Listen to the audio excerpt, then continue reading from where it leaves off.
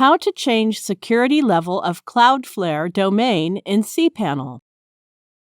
Log into your cPanel account and you will be on this page.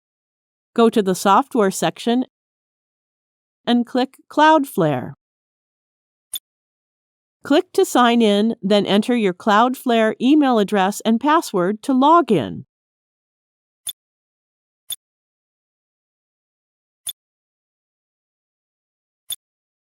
Click the Settings menu.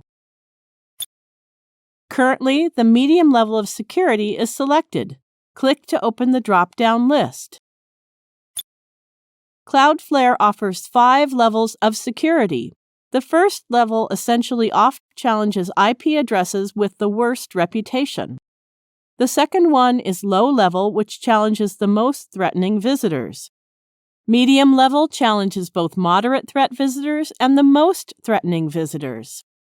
The high security level challenges all the visitors that have been exhibiting threatening behavior in the last 14 days.